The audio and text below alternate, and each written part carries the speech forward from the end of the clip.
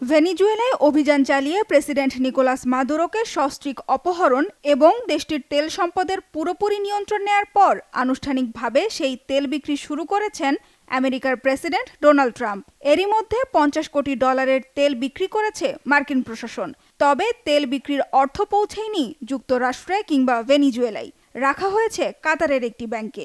কিন্তু ভেনেজুয়েলার তেল বিক্রির টাকা কেন কাতারি ব্যাংকে রাখলেন ট্রাম্প? ভেনিজুয়েলায় না হলেও কেন যুক্তরাষ্ট্রেও আনা হলো না তেলের বিনিময়ে পাওয়া অর্থ? ট্রাম্প প্রশাসনের এক কর্মকর্তা জানিয়েছেন, ভেনিজুয়েলার তেল বিক্রির অর্থ যে ব্যাংকে রাখা হয়েছে সেটির অবস্থান কাতারে হলেও ব্যাংকের নিয়ন্ত্রণ রয়েছে খোদ আমেরিকার হাতে। প্রেসিডেন্ট ডোনাল্ড ট্রাম্পের আদেশেই সেখানে টাকা রাখা হয়েছে বলেও জানান ওই কর্মকর্তা। মার্কিন প্রেসিডেন্ট বরাবরই অভিযোগ করে এসেছেন ভেনিজুয়েলা আমেরিকার তেল সম্পদ অন্যায়ভাবে দখল করেছে।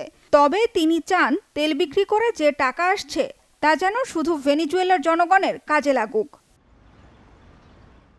এদিকে দুর্নীতির অভিযোগ সহ নানা কারণে পশ্চিমা দেশগুলোর নিষেধাজ্ঞার মুখে থাকা ভেনিজুয়েলার আন্তর্জাতিক ব্যাংকিং খাতে সীমাবদ্ধতা রয়েছে। আর মাদুরো সরকার জোর করে ভেনিজুয়েলায় বিভিন্ন বিদেশি কোম্পানির মালিকানাধীন তেল ক্ষেত্রের নিয়ন্ত্রণ নিয়েছিল। এখন যার ক্ষতিপূরণ দাবি করছে কোম্পানিগুলো, তাই তেল বিক্রির অর্থ ভেনিজুয়েলার কোনো ব্যাংকে রাখা ঝুঁকিপূর্ণ।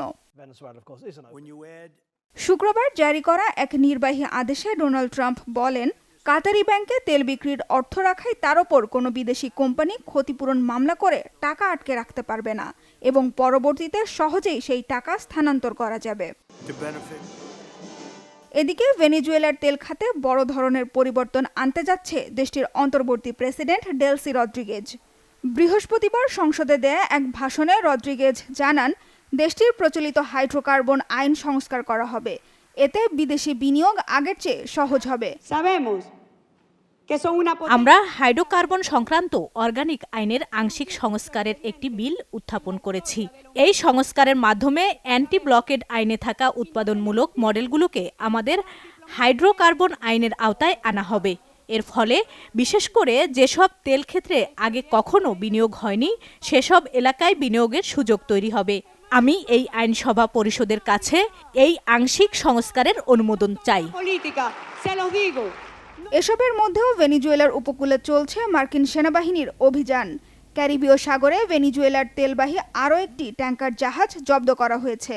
সামাজিক যোগাযোগ মাধ্যমের এক পোস্টে যুক্তরাষ্ট্রের সাউদার্ন কমান্ড জানিয়েছে, কোস্টগার্ড, হোমল্যান্ড সিকিউরিটি বিভাগ এবং বিচার বিভাগের সহযোগিতায় এই অভিযান চালানো হয়েছে। গেল কয়েক সপ্তাহে অঞ্চলটিতে চালানো ষষ্ঠ অভিযান এটি। সানজিদা ইসলাম তন্নি, বাংলা ভিশন, নিউজ ডেস্ক।